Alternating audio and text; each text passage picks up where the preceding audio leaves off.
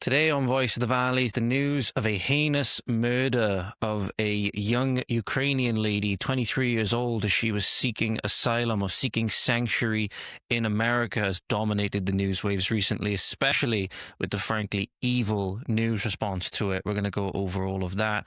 We're also going to go over the collapse of the French Parliament. The Japanese Prime Minister has also resigned. For some reason, they are allowing rainbow crosses in the Vatican now. All that and more today on Voice of the Valleys. Why, hello there, ladies and gentlemen. Welcome back to Voice of the Valleys, yet again with your host and friendly neighbourhood far-right thug enemy of the state, Mr. George Cresswell. Hope we're all doing well. Hope we're having a fantastic morning, afternoon, evening, night, wherever we are.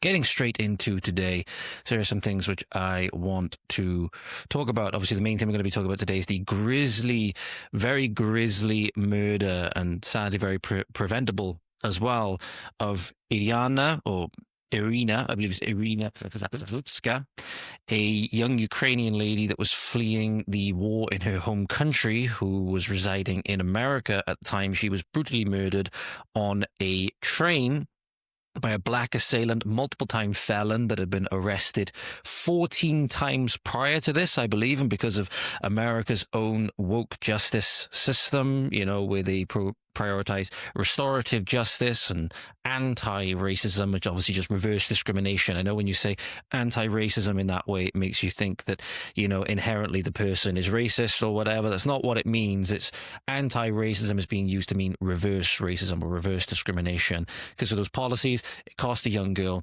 her life. But what I've been thinking about recently, ladies and gentlemen, more and more things have been weighing on my mind, and it was encapsulated in one of the comments I left on one of my videos recently, responding to somebody. Is it just me, or has anybody else been feeling more and more angry about the reform thing at the moment, with that horrendous concert that was going on the other day, and especially at the time? Because I've lost my train of thought now with it, but you know, I can't help but think, the more and more I think about it, the more angry I get, purely for the reasons that, again, these hyper privilege, you know, we're talking dames and knights and all of these things coming out saying that they're insomniacs and shit like that, laughing and singing in our faces about their perceived struggles and everything like this. Meanwhile, you have people at the bottom, you know, that are really struggling to meet ends meet. In many instances, as we'll talk about later, somebody was evicted from their home without their prior knowledge to make way for migrants coming in. And luckily, somebody from the Raise the Colours campaign actually took them in. Make no mistake, ladies and gentlemen, they will be kicking you out of your homes, changing the locks and pin codes to suit their political agendas very, very soon. Make no mistake about it. Meanwhile, the lovely people of Pontllanfraith want to, you know, denigrate the Raise the Colours campaign in the most retarded way possible, which is, in fact, what we're going to be talking about first. But again, does it just strike you, guys, let me know how you think about this. Does it strike you, this whole pantomime that we're seeing at the moment, especially with reform and shit like that, that it strikes me as very let them eat cake, if you will? It strikes me as very let them eat cake. Let me know your thoughts. I've just been getting more and more angry as I've thought about it more and more, and I need to stop thinking about it for that exact reason. But I mentioned, ladies and gentlemen, first thing which I'll go over now, if I just quickly bring this up a moment, is that I'm going to bring this up first, because this was apparently in Pontllanfraith in South Wales. It makes you wonder why our communities, especially where I'm from and stuff like that, turn out the way they do, and turn out in many instances to be absolute shitholes. Don't get me wrong, I love my people. Obviously, I love my people, love my country, and everything like that. This is our only home. It's the only one we have, and we have a duty. We have a duty to take care of it and make it the best that it can be. We've neglected that duty, but we do have that duty. But many people seem to not want to take pride in their home, their people, who they are, especially when they see genuine people who are genuine patriots trying to, with the Raise the Colours campaign and stuff like that. So this is, I want to shine some light on this, because this is an image that was apparently spotted in a small town of Pontllanfraith, which many of you won't even have heard of, let alone be able to point to on a map. But this is what was displayed on a bridge going through the small town in the Welsh valleys. So I'll bring it up on screen for you. You can see here, in the middle, it says flags, is it? And you can just about see it. It's microscopic. It's microscopic. You can just about see a Welsh flag in the corner of that image. And adorned on the rest of the railing going along this bridge, ladies and gentlemen, for those of you who may be listening, not watching, there's many other flags. So you have the Scottish flag, you have the South Korean flag, you have the European Union flag. And I just had to say, when I saw this and I posted it on X then, I just had to say, we really don't do ourselves any favors whatsoever when we do things like this. Not to mention, ladies and gentlemen, as I'll bring it back up on screen for you in a moment, I'm going to read out the post that I made about this, because this is us cheering on our own destruction. This is cheering on our own destruction. The sad thing is that you showing, if you're a person who did this and you're listening to this, we are denigrating and relegating our own country and our own people, all that we have and everything that comes along with that, our faith, everything, our home, to a tiny speck next to a pointless white background with flags is it on it, relegating and minoritizing ourselves against all of these other nations and peoples who really don't care that you do that. Make no mistake, a lot of these people, very sadly, they won't really care if this nation goes to shit, and they won't give a shit what happens to us as a people who are of this nation when it does. That's just a sad reality, because people are going to be more loyal, for the most part, obviously for the most part, to where they come from and where their people are. Right? So you see so many people all across the country holding up Pakistani flags, the Pakistanis, right? People celebrating India Independence Day and holding up Indian flags. And that's why you see all of these different things. People are nationalists for where they come from. And in many ways, I think then that nationalism itself isn't this bad thing that we've all made it out to be, especially the indoctrination ever since the end of World War II, because the socialism of the Nazis had nationalism attached to it. And obviously there were atrocities committed, that any form of nationalism and national pride cannot be taken by us, because we need to be in every single way opposed to that. But anybody else wants to be proud of where they come from, we need to celebrate that. We can't celebrate our own and our own people and our own nation, however. And it's led directly to many atrocities being committed against our own people. Us being minoritized, us seeing us as an evil people, inherently evil, and removing ourselves from the gene pool by no one's decisions other than our own. Obviously the rise of the feminist movement and everything like that. So we've done everything possible to eliminate ourselves, and as a result we denigrated us as a people and our nation and our culture, our heritage, which people have spent thousands of years cultivating, for us to throw away. I'm sorry, no, we have no right to do that. We have no right to do that. And sadly, these nations, if Wales goes to shit, if Wales was to disappear off the map tomorrow and all of its people with it, they wouldn't care. Right? Okay, maybe Scotland would, maybe England would, because, you know, that would make a little bit more sense. But do you really think, I don't know, Norway or the EU is really going to care? Do you really think that they're going to care? Any of these other countries, which I don't actually know the flags of, but look like they're either African or Eastern countries, whatever it may be, none of them are going to care because it doesn't concern them. So why? Why are you making this pointless exercise? It is absolutely pointless, and it is nothing more than virtue signaling. The thing is, you're destroying your home, the only home that you have. All these people coming from these other countries, if things go to shit here, they can go back home. People who's, I don't know, South Korea, for example. If things go to shit here, they can, in theory, go back home. We can't. This is our home, and it's the only one we have. So we can't afford to be minoritizing it and relegating it to this tiny, unimportant speck in the name of virtue signaling. We'll destroy it, and we frankly have no right to do so. In many instances, we're flying the flags of places that actively want to make our communities and country more shitty, like the European Union, like all of these other countries, which, again, make no mistake, you might not see them as your enemy, but many of the people coming from these areas of the world do, by virtue of other things, ethnic pride and national pride in their own place, right? Imperialistic ambitions, religion, all manner of different things. You have to be for your own people because nobody else is going to be for them. That's just the reality. And you can do that without saying that anybody else is evil, or without saying that we don't have inherent moral, the same moral weight, so to speak, by being made in the image of God and these kinds of things, right? So you can take pride in your own people and have love for other people's as well, right? But this is nothing more than a virtue signaling exercise. And the reason why that is, ladies and gentlemen, is because these people did not even realize, as I'll bring the image back up on screen for you in a moment, Here you go, ladies and gentlemen. If you have a look to the fourth flag on the left, they did not even realize that they hung the Bulgarian flag upside down. There's actually no flag that's represented, at least as far as I can tell, by colours going in horizontal stripes of red on top, green in the middle, white on the bottom. At least Google didn't tell me it was anyway. So you can see here, the one on the left here, fourth on the left, next to what I believe is the Danish or the Norway flag, I believe. My knowledge of flags isn't particularly great, so either way, it looks like it's from that area. It might be Denmark.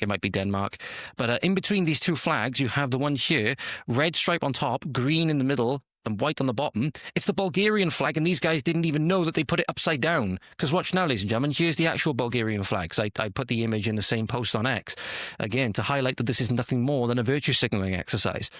So here you go. Here is, I believe, the flag that they meant to put up, and they did put up, but they hung it upside down and did not even realize. There it is.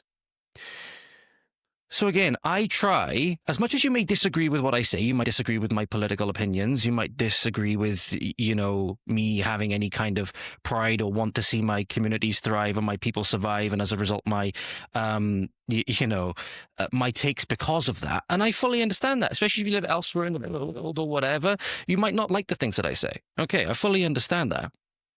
But at least, in many ways, with the things that I do and the way that I articulate things and bringing this show to you, and, you know, even if you may disagree with it, I try to put across at least a good case, right? I'm not the most intelligent guy in the world. I've never claimed to be, right? And I've said some things in the past and highlighted some things in the past that if I could go back and change, I probably would, or at least I would have done more research. But at the end of the day, we're all human. You know, we learn things, right?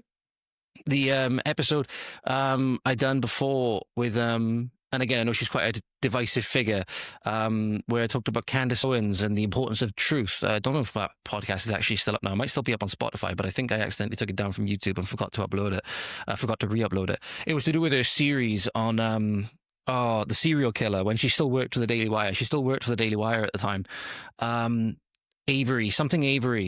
And the Netflix documentary that tried to paint him as being innocent, and it was a 10-part, I think it was a 10-part documentary series or 10-part docu-series on the Daily Wire, or was it? Oh, it might have been one episode. I can't remember. It was in multiple parts. I think it was. I steamrolled through it, and it was a fair while ago. It wasn't even on this podcast. It was on my other one. And a lot of the things that she's come out and said now are not things that I would necessarily agree with. She seemed to go off the deep end not long after that when she left the Daily Wire, but. Again, there's some things which I've seen from her that I sort of go, maybe I don't agree with that. But then there's other things that, you know, I understand she's a very divisive figure. Does seem to have lurched very far to the right on many things where even I would stop and go, I'm not sure about that, where mainly in the situation in the Middle East, but that's a messy issue and my perspectives have changed on that over time. So again, it's just like, you know, if you could go back, especially when I was naive and I was a little bit younger, and maybe you could do things a little bit differently, or knowing what you know now, we all have those kinds of things.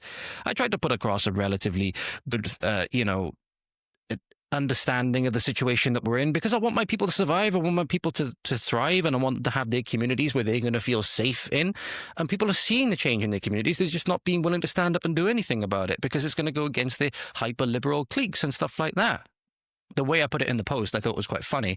I said, I tried to put across that, a good case across, that our people, particularly Valley's people from very poor communities, often down upon by others for the lack of prosperity and low social class, and seen coming across as very uneducated and all of this kind of stuff, right? Relying on handouts, all those kinds of things, even though they're very hardworking people, very hard grafting, very hardworking people when you get down to them, the majority of them, right?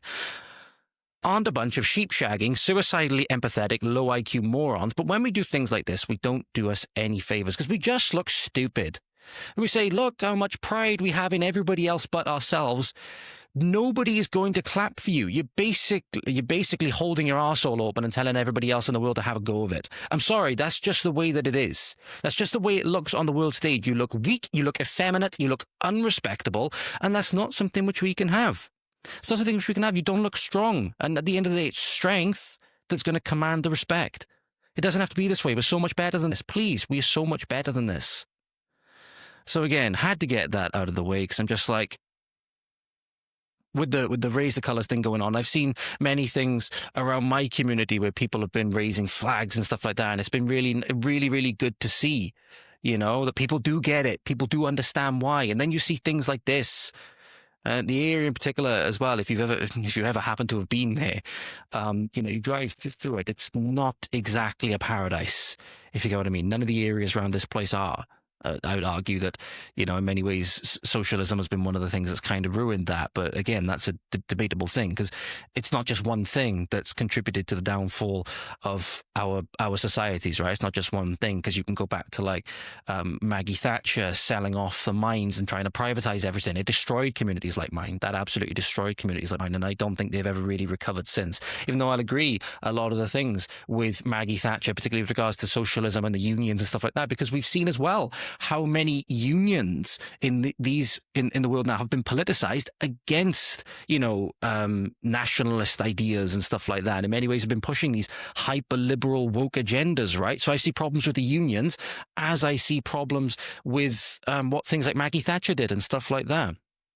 Again, it's weird being somebody of like conservative nationalist sentiment in these areas, because if you utter the name conservative, it instantly brings up memories of like Maggie Thatcher and the miners' strikes, and very similar to what Keir Starmer was doing with the farmers recently, by the way, where the Labour guys were saying they were going to crack down on the farmers in the same way that Maggie Thatcher cracked down on the miners before.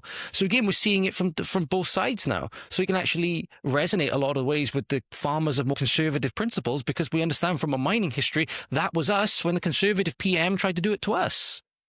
In many ways successfully did so and destroyed communities like mine. You go back into Welsh history, you see things like the Country Wedding and stuff like that, the Liverpool Corporation, and they had to flood a community and didn't really show any care for where the residents of that community was going to go in order to make a reservoir for the Liverpool Corporation, right? So there's a lot of tension in those ways. That actually sparked a lot of unrest with nationalist groups and stuff like that. So there's been a lot of unrest for sure. Still doesn't negate the fact that I think in many ways we work better together than as separate nations for sure. But this is the thing. We don't do ourselves any favors when we project weakness. And that goes back to every single one of us. Because weakness breeds things like the topics which we're going to move on to in a moment. Namely, now that I've got that rant out of the way, the incident involving the young Ukrainian girl, Iryna Zarutska, who was murdered in, I believe it was in North Charlotte, North Carolina. I'm not exactly sure where it was, but put it this way, I know that the governor of the area was very vocal when George Floyd was supposedly killed, even though he died of a drug overdose, and said nothing in response to this. And the media blackout on this has been truly, truly disgusting. So I'm going to put this image up on screen for you, ladies and gentlemen. If you haven't seen it, and I would imagine you would have seen it now anyway. I just realized I've got the same tab open twice. There we are. Okay, cool. This is the image that has been circulating and making the rounds. So as you can see, his black assailant, Iryna, sat in front of him, and this is where, again, right after this was where she got stabbed in the neck and was basically left to bleed to death in this, very brutal fashion, right? You may think this is, an isolated incident, nothing to do with any factors. No, actually it isn't. I wish in many ways you could say it was, but the media blackout has been one of the biggest things that's been going on. If you want to understand the full ramifications of it, this is a symptom of the woke judiciary, of the Black Lives Matter movement, who've been completely silent on this, despite the fact that it appears the girl herself was a Black Lives Matter advocate and even had a poster in her room, as I'll show you the image in a moment, with Black Lives Matter on it and I Can't Breathe on it. But apparently in this video, which I'll show you now, the audio is very quiet. And admittedly, ladies and gentlemen, you probably won't hear it, because I would imagine the audio editing filters which are used in order to make this sound a little bit better, right? Because I'm not recording in the best of environments. So the post audio might make this a little bit difficult to hear. I'll try and clear it up or put a different bit in if I can to so you can fully hear it. But just about in this video, which I'll pull up on screen for you now, the aftermath of the incident, and it's exactly why the media did not want you to see it. It's one of the most brutal murders we've ever seen. The assailant is walking up and down the train car, knife in hand, smothered in blood, with blood dripping down onto the floor of the train car. And just in the middle of the video, in the background, you can just about hear what appears, I'm not going to say it definitely is, because it is difficult to make out, but what appears to be DeCarlos Brown, 14-time felon who was released 14 times. I got that white girl. That's allegedly what you can hear, but this is the video in question, ladies and gentlemen. I'll bring it up on screen for you now.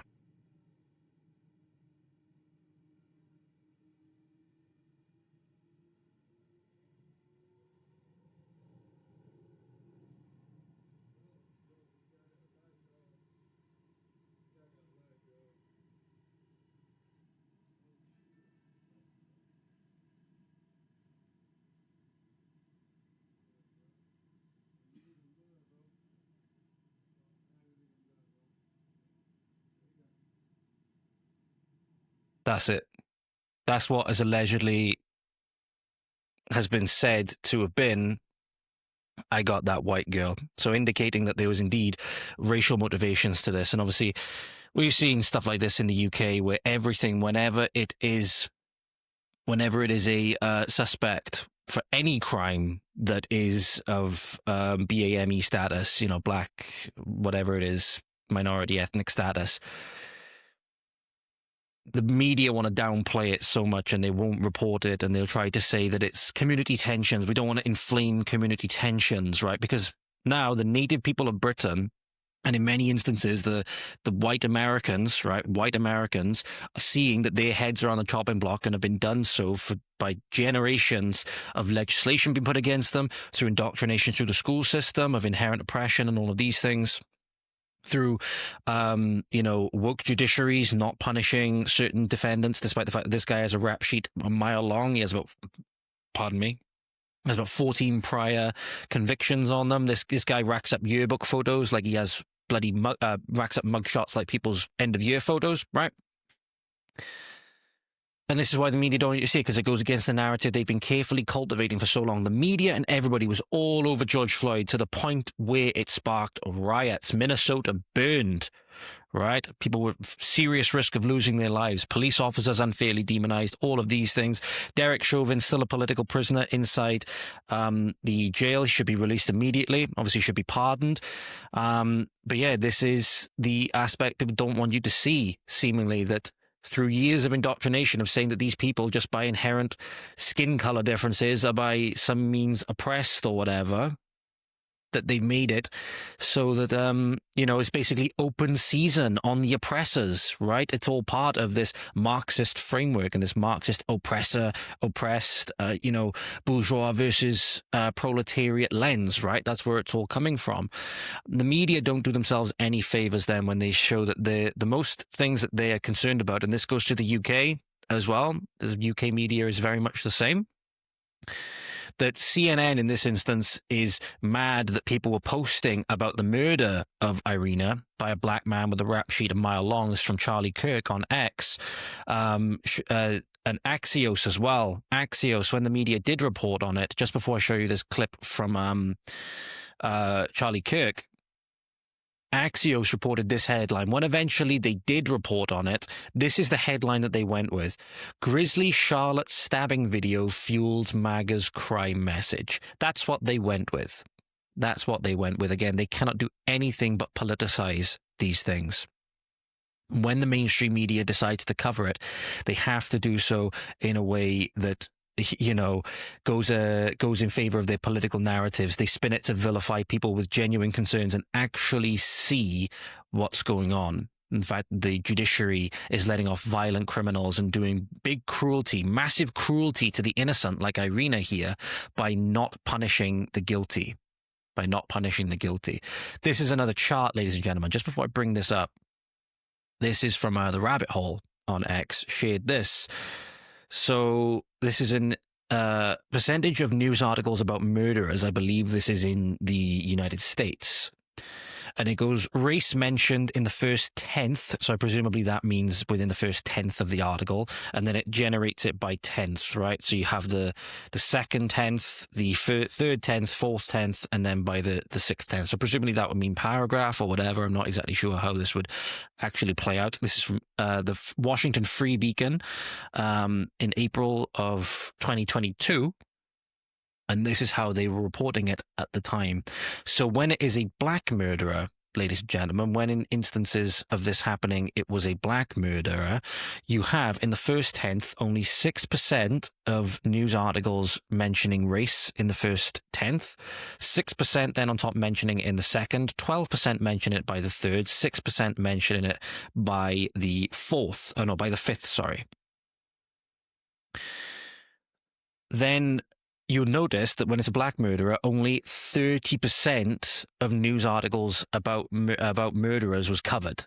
It only made up about 30% of the articles covered. But when it's a white murderer, you have 32%. So this is for you guys who aren't watching but are listening. 32% mentioned race in the first tenth. Then you have 36 mentioned it by the second, 10% by the third, 8% by the fourth, 4% by the fifth, and then a negligible amount by the sixth, comprising 90% of articles about murderers. Truly, truly stark, right? So you can see quite clearly the media bias to suit a political narrative. You can see quite clearly the media bias, and that comes across clearly when they say the number one thing they're concerned with is how people whip up tensions from these stories about how these things are really ever happen. They never happen. But there was another incident. Is her name Logan? I'll find it as we're going after this video now. Another young girl where, again, it wasn't reported in the media, happened not too long ago, again, because it was a black assailant, I think. I'll double check just to make sure it was either black American, or I believe it was a criminal illegal alien that was responsible. The left-wing media will blame these conservative commentators and conservative politicians, media outlets, etc., for simply doing their job and calling it out.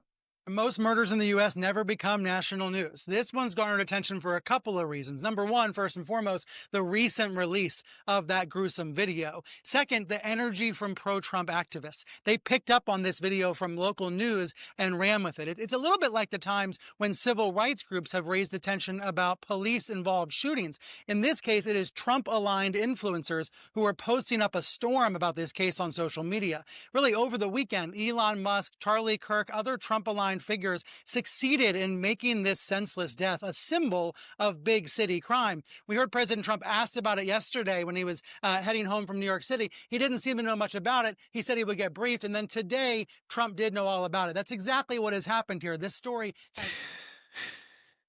This is disgusting. This is absolutely disgusting. So again, the problem is that it's not, years of indoctrination, all these different things that you've spent years and decades, generations telling that these people are inherently oppressed and these are the people that are oppressing them.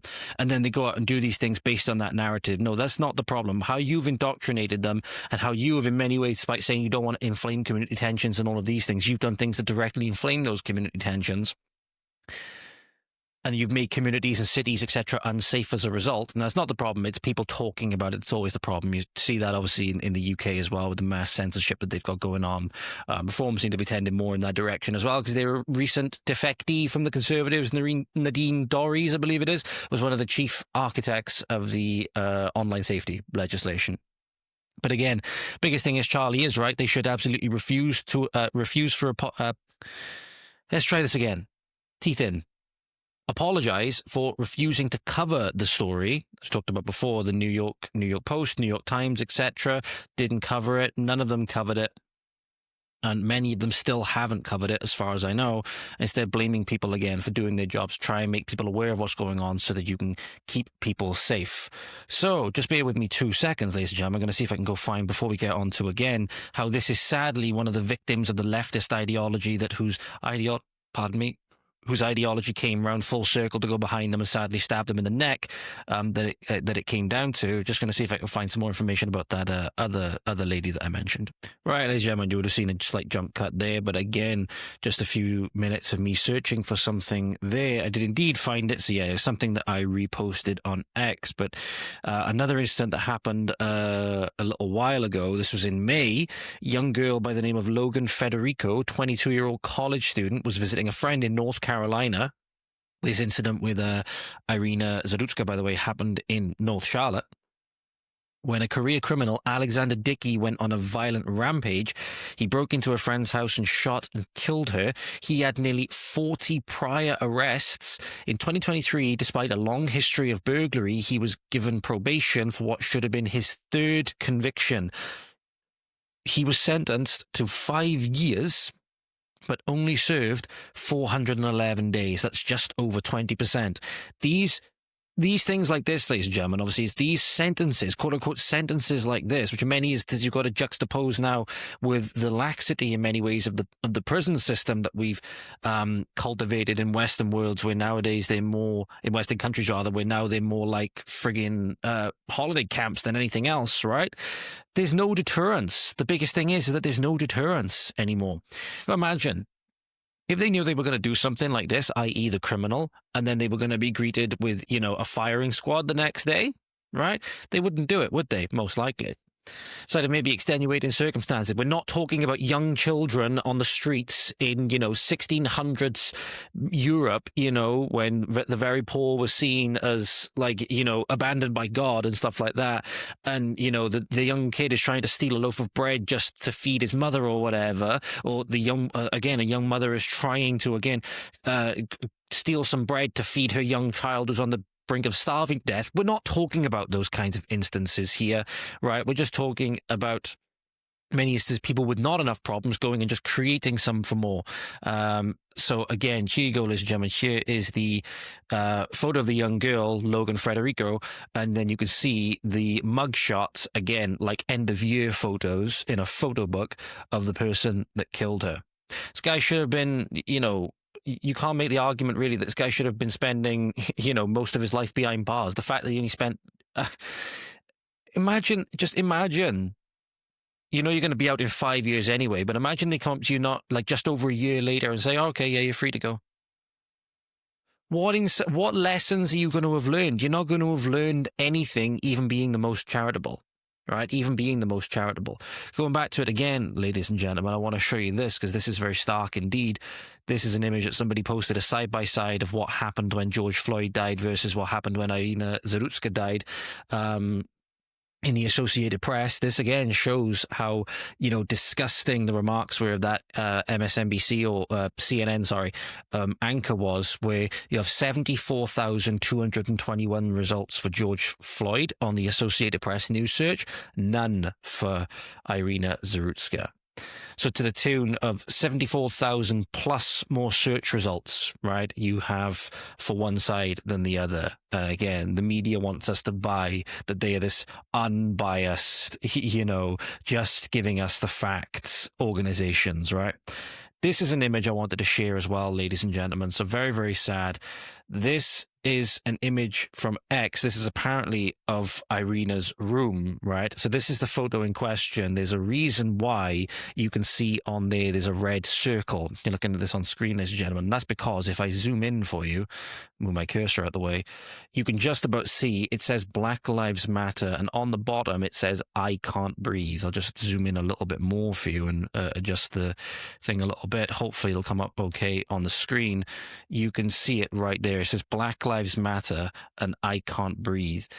This woman, very sadly, was a victim of the ideology which she purported. You know, the restorative justice and all of this stuff, right? The leftist ideology. Very, very sad indeed. Very, very sad indeed. And this is why this entire ideology at this point, not to mention, by the way, the supporters, which you can only imagine, again, would have been in the Black Lives Matter and everything crowd, tried to set up a GoFundMe for this guy. They tried to set up a GoFundMe for DeCarlos Brown Jr. for his legal fees, right? So he just went in and heinously murdered a young girl who was actually a refugee from currently a war-torn country, right? And they tried to get a GoFundMe for him. It's true mental illness on all sides. It's true mental illness on all sides. And this is what happens when you get rid of the, idea of like individual guilt or individual responsibility and all of these things, right? That somebody can actually be responsible for their actions and that they're not saved in some way, or they're not barred from the consequences or responsibility of their actions in some way just purely because of their race and stuff like that. But President Trump at least does seem to be taking a good tack with this at the very least, because he put a statement out on Truth Social, I believe it is, and he wasn't pulling any punches, and he certainly was giving words to the effect that would make the leftist crowd absolutely lose their minds. He said, I have seen the horrific video of a beautiful young Ukrainian refugee who came to America to escape the vicious war in Ukraine and was innocently riding the metro in Charlotte, North Carolina, where she was brutally ambushed by a mentally deranged lunatic.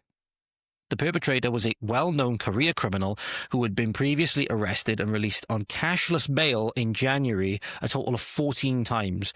What the hell was he doing riding the train and walking the streets? Criminals like this need to be locked up. The blood of this innocent woman can literally be seen dripping from the killer's knife. And now her blood is on the hands of the Democrats who refused to put bad people in jail, including former disgraced governor and quote-unquote wannabe Senator Roy Cooper.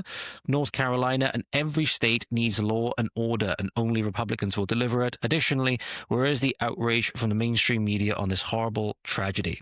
Vote for Michael Whatley for United States Senate. He won't let this happen again. Now, again, you don't like to see things like this politicized, but in many ways you can't necessarily point to what Trump said there and say that he's wrong, because Democrat-run cities are some of the worst cities for this kind of stuff. You only need to look at Washington, D.C. and the fact that it's basically need to be militarized to stop the crime there at the moment. You look at Rob Schneider, I believe it was, say one about him for various reasons. He called, I believe it was Los Angeles, or was he was either speaking about Los Angeles specifically or California as a whole, and he said it is the Calcutta of the United States. That is not meant to be a, positive framing, put it that way. He's not saying that in a positive, endearing way. Right, when you hear words like that, is the Calcutta of the United States. Imagine if somebody was describing a town in Wales, the Calcutta of Wales. You wouldn't be thinking that it was a positive, right? But yeah, this is. I certainly hope that justice is truly done this time, and justice is done to just stop things like this from happening. Because there's no words, man. There's no words. But it's things like this, what gives me confidence at the moment is that not only is this ideology collapsing under the weight of its own incoherence, but many governments seemingly that are promoting more ideas to do with it are as well, such as the French and Japanese governments, which I'll get onto in a moment. One thing to really round off this section, though, that is really speaking to the mindset of a lot of people nowadays and how much our priorities have really warped, especially in Gen Z. NBC done a news decision desk poll, and it was, quote, important to personal definition of success. And it was women, it was weird, women who voted for Trump, and then men who voted for Harris, and there's also here women who voted for Harris and men who voted for Trump as well. So key differences in these polls were basically that both women who voted for both women who voted for Trump and Harris, money and career were more important to them than marriage, family, and children. So that's the key thing where, as we've seen the rise of feminism, and you got to be a girl boss and all of these things, the rival religion, which is all built around this mythical battle with the patriarchy, where due to the Hegelian master-slave dialectic, any submission to a man or patriarchal rule or anything like this, even though if, Christianity is to be believed as correct, right, in terms of patriarchy being the divine order appointed by God, then it's in a war against that, and that's why it's goddess worship, that's why it's worship of female sexuality and all of these things, why it's often promoting so much degeneracy, particularly to young, vulnerable women, right? And it's also infected many of the women of today's age as well,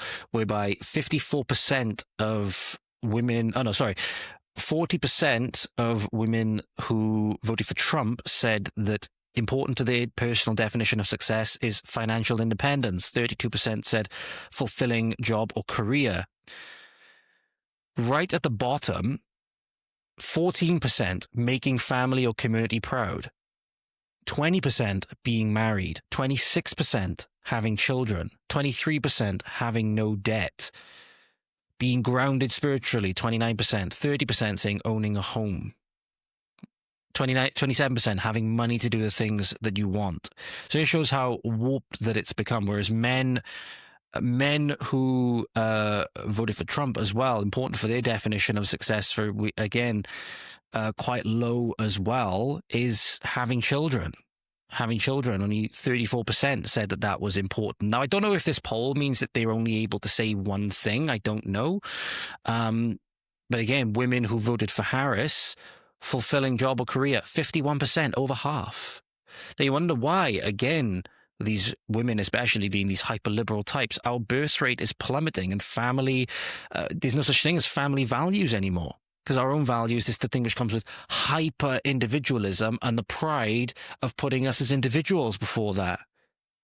Because now we've said that there's nothing more important than what we want in this moment. There's no such thing as virtue where there's things that are more important than ourselves, right? Such as, children and responsibility to the community and all of these things, right? And accountability to God and all of these things. We've got rid of those, and that's why our communities have fallen apart, because we decided, we don't want these things that hold communities together anymore. The number one thing being, of course, the family. Number one thing being, of course, the family. But if you're going to have a functioning family, it's going to need to come with the man being the spiritual head of the family. It's going to need to come with the man being the spiritual head of the family. And that's unfortunately just the way it is. I know there's going to be some, probably some shrieking banshee somewhere that, is going to be, recoiling in horror as if I've read the gospel to a demon, right? That is going to be reacting to that. But that's just unfortunately the way it is. And that's the way that our ancestors understood it for thousands of years. That's the way that, unfortunately, our ancestors understood it for thousands of years. But that implies also that obviously the man is well-oriented, strong, masculine, oriented towards God, and is taking accountability for what he does and is being a good leader, right? Obviously, that's what it ultimately relies on. And that's why, again, feminism brings out the worst in men and in women, because it's basically saying that women, if they want to be validated, have to be men. And that men, if they want to be validated, they basically have to be women. That's why the trans agenda is, an offshoot of feminism, right? That's why a lot of people who say they're feminists now are coming out and saying they're trans and they're men, because that's what the logical end point of the ideology would be, because it seeks for women to supplant men, basically, and have dominance over men and be the master over men and and have men be the slave, right? That's the idea. And that brings out the worst in men and it brings out the worst in women. It brings out the worst in both of them. So it directly takes away, especially from women's natural nurturing and mothering instincts, because they're not doing that. They're forcing themselves into a position where they've got to try and be more logical and forward planning and all of these things, which the vast majority of them are not going to be suited towards, right? Due to being naturally higher in emotion, naturally more empathetic and stuff like that. A man, due to not having those things, is not going to be well suited in that role either. And then they're naturally built to be leaders. And that's just the way that it is. And it's only since really we've got away from that so quickly, it's really remarkable how quickly our society has disintegrated. You only got to go back 100 years. So for thousands of years, we've survived and gradually increased and progressed in society, right, through industrial revolution and all these reforms and such like that. And it's only ever since the last 100 or so years, thereabouts, where feminism really started taking over, universal suffrage and all of these things, and progression to more of a feminized, egalitarian society, that they've fallen apart and naturally fallen into anarcho-globalist socialist tyranny in such a short space of time that all of civilization can be undone in a few generations. That shows how dangerous this ideology is, but it shows how dangerous how people's priorities have become completely warped. And admittedly, when I was a little bit younger, it was for me as well. I'm hoping, obviously, with this now that we're going to be able to spark some good change, but I think that's why when you see, especially young men nowadays, a lot of them returning to faith in big ways, because they're realizing this. So they're realizing this. They're going to have a lot of battles, particularly with women that have been caught up in this ideology, right? They're going to have a lot of battles going forward, right? Not physical ones, obviously, spiritual battles and cultural battles that have come. But we need to win. We need to absolutely win, because it's our entire civilization that's at stake.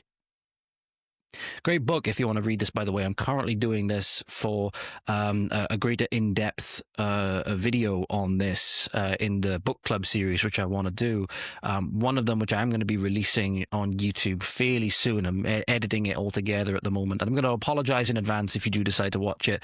I've tried to make it a little bit more atmospheric and different. So I've sat in front of my bookshelf downstairs, and I'm trying to get the lighting all right. I've had to record it 5 times due to various reasons, due to things not going well, due to audio not being picked up, due to grainy footage, due to lighting not being right, due to being out of focus. I got a feeling even when I recorded it the other day, I'm out of focus, but I'm sick and tired of waiting on it now. I've been trying to do it for the last couple of weeks. It's only now moving into the editing phase, so it's just going to be coming out, and it is what it is. I hope you get some value out of it. I'm sure you will do. It's a tremendous story, by the way, the book itself. So I'd urge you to go and and watch it. The person who wrote it, many of the things which sometimes she says seems to strike me as coming from like this kind of like feminist standpoint, but on the whole, it's from a survivor of the Yazidi genocide who was taken as a sex slave, a Sabia, and was subjected to truly disgusting, awful treatment at the hands of ISIS, and managed to escape and has told her story since then and has largely informed people's opinion and their knowledge of the Yazidi genocide and stuff like that. So that'll be coming up fairly soon, because I think especially in Britain right now, what we are seeing, there's many things from that book which we can take away and use to again show what's going on in Britain so that we can make people more aware. But not only that, you cannot use the same things that you would use to get away from it as you would in the UK. You can't use narratives of white privilege, white fragility, white trash, all of these things, poor white trash, to describe the Yazidis, because they're not any of those things. They're a minority on the world stage. That's largely what led them into this position where they were so vulnerable. But you can't use any of the narratives which you'd use in the UK to, you know, calling people racist, calling people xenophobic, all of these things. So again, it's going to make people understand what's happened, but also then not able to let them use the natural defenses that they would and all the natural labels that they would as well. Anyway, so I know this is going to be quite a long episode, ladies and gentlemen. Getting into the next bit of today. So I know that was a really long section on the response to Iryna's murder, but again, it's something that got to be talked about. Anyway, France's National Assembly erupts in applause as members vote to oust Prime Minister Bayrou, however you say it. Here is the video from the French Parliament of the Parliament erupting in applause at the ousting of their president. It doesn't want to play. 573. Nombre de suffrages exprimés, 558. Majorité absolue des suffrages exprimés, 280. Pour l'approbation, 194. Contre, 364. L'Assemblée nationale n'a pas approuvé la déclaration de politique générale. Conformément à l'article 50 de la Constitution, le Premier ministre doit remettre au président de la République la démission du gouvernement. Temps 573. So, what are we seeing, ladies and gentlemen? Do you think we are seeing the collapse of politburos around the world under the weight of their own corruption now? Because that's what I am thinking personally when I see things like this now. I'm thinking, is this now the time where governments are going to be collapsing under the weights of their own corruption, so to speak? So to give you a little bit of insight into it, ladies and gentlemen, because obviously I don't speak French, and there was no translation or anything like that.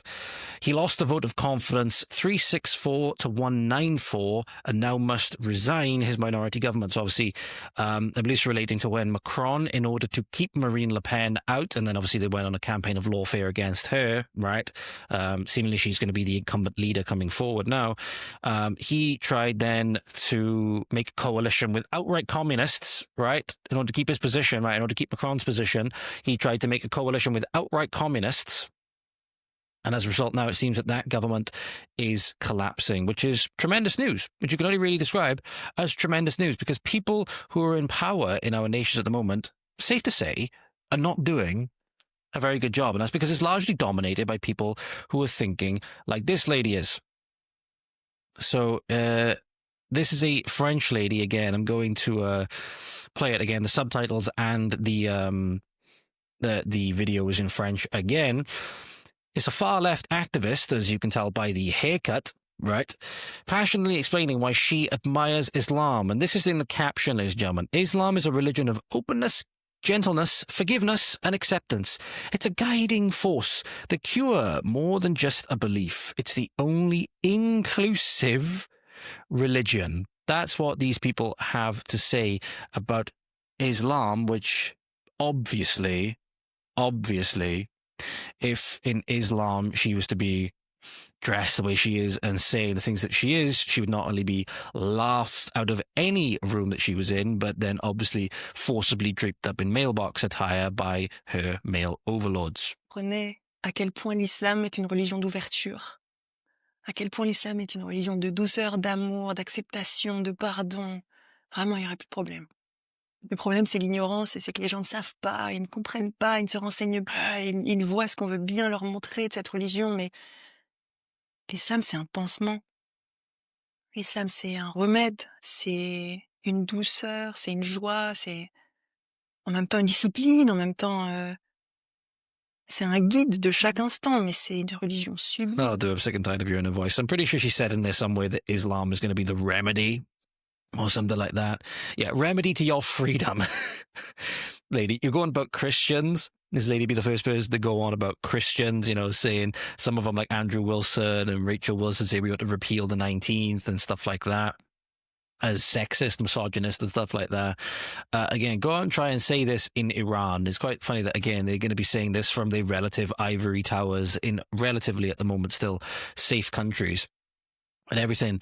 Again, this is from the thought, this is the thought process, that not indirectly in her case, but is leading to a lot of the dangers that we're seeing in all of our countries, right? People like this at the reins of power, at the wheel, actively leading us into completely avoidable storms, because they think that they know better. Because they think that they know better and they don't know better, but not only that, they won't take telling.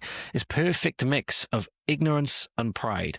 Perfect mix of ignorance and pride at the height, pardon me, at the height of influence, at the height of government, etc., that is taking us down this path by that, but then also by design, because there's many others like the Fabians and stuff like that. George Bernard Shaw is quite infamous. There was some old articles that were pulled up in a publication known as The Light. And George Bernard Shaw had some very nice things to say about Islam. George Bernard Shaw being, I believe, one of the founding members, or at least one of the pivotal members of the Fabian Society. The Fabian Society being the one with the coat of arms being the wolf in sheep's clothing, which really tells you all you need to know about it, ladies and gentlemen. They've been one of the biggest influencers of, you know, the communist system that has been precipitating its way down into the UK, so to speak. He said that Muhammad is the savior of humanity. So I'll put this up on screen for you, ladies and gentlemen. But again, the post will be linked in the description if you want to go and read this for yourself. He said, Muhammad will be the savior of humanity. And says on there, I believe that if a man like him, Muhammad, were to assume dictatorship of the modern world, he would succeed in solving its problems in a way that would bring the much-needed peace and happiness. Oh my fucking God. So again, there's more to this in the description, but this just shows how far how much the far left are willing to simp for Islam and put us all in danger as a result, put us all in massive danger as a result. In fact, I'll see if I can find a pretty cool clip of let me see if I can find the clip of him that somebody shared the other day when he was speaking about what appeared to be basically eugenics. Let me see if I can find it a bit quick, because I know somebody shared it. Somebody I thought it shared it the other day. Where is it? Here it is. Here it is. So one of the founders of the Fabian Society in the UK, George Bernard Shaw, Fabians have done more to destroy the UK than anyone else. All of them are a Fabian. Labour is a Fabian, or Labour is largely Fabian. Keir Starmer is a Fabian. All of them come from this same thought, which says things like this, by the way. Whatsoever. I don't want to punish anybody. But there are an extraordinary number of people whom I want to kill. Not in any unkind or personal spirit.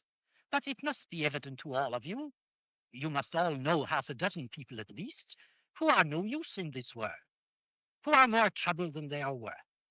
And I think it would be a good thing to make everybody come before a properly appointed board, just as he might come before the income tax commissioners, and say every 5 years or every 7 years, just put him there and say, sir or madam, now, will you be kind enough to justify your existence?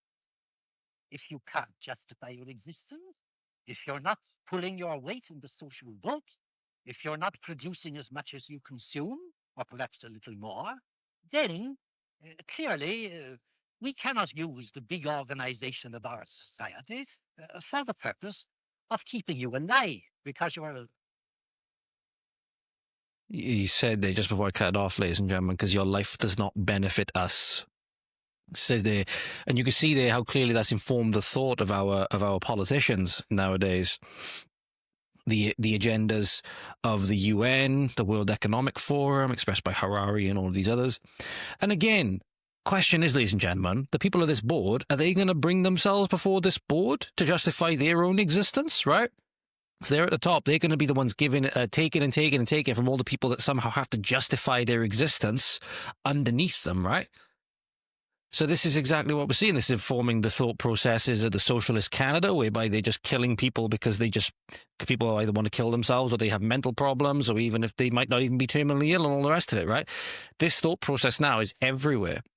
But again, this is humans. This is the cardinal sin of pride, if you will. It's humans assuming the role of God in this way, because nobody has authority over life in this way but the person who created it. And this is where you're seeing humans trying to assume the role of God for their own political aims, right? It's exactly what you're seeing. I used to quote this guy thinking that he was a good guy before I knew anything about him. I've seen other influencers I used to follow quote him thinking that he was a great guy, right?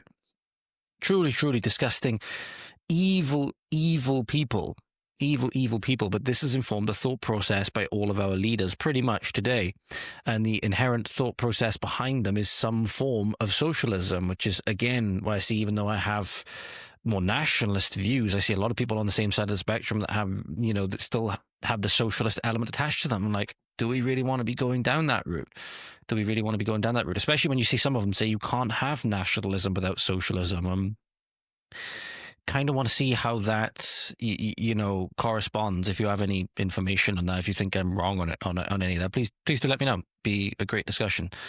But yeah, I just wherever I see things like socialism and stuff like that, seeing the damage just done to one side, I'm like, how is it not going to do the same damage on the other? That's what kind of makes me that a little bit uncomfortable. But yeah, just truly disgusting. And it makes you think, when you look at the character of Muhammad and stuff like that, why these people would look up to him. So obviously he was a pedophilic, evil barbarian that would take pleasure in killing people and enslaving them and doing all manner of things to them as well. So again, evil has many faces. And one of the people that seemingly, I don't know anything about him, obviously, but was ousted from his position for similar reasons, was the Japanese Prime Minister. So I'm talking about governments seemingly collapsing all around the world at the moment under the weight of their own, bureaucratic corruption and all the rest of it. From, I believe it was the anti-replacement settlement sentiment that was brewing in Japan as well, because this guy was again one of the stooges for the globalist, saying that he was going to, quote, Japan will laugh, cry and sweat together with the people of Africa, because he wanted to bring in hundreds of thousands or millions of Africans and Kurds, because he believed that the Christian faith demands him to make Japan tolerant. I'll play you that video now before we get onto the video of his resignation. 日本はアフリカの皆さんと共に笑い、共に泣き、共に汗をかきながら、アフリカが直面する課題の解決に一つ一つ取り組んでまいります。日本は So if anybody can translate that, please do, because obviously it was in Japanese. But the caption of this says, because wants to import millions of Africans and Kurds because he believes his Christian faith demands him to make Japan tolerant, quote unquote, and that Japan will laugh, cry, sweat together with the people of Africa, right? If that continued, there would obviously be no Japan whatsoever. And then this is him announcing his resignation. And the thoughts of the people and the thoughts of the party, it's about how we think about the gap between the two. We always need to think about this.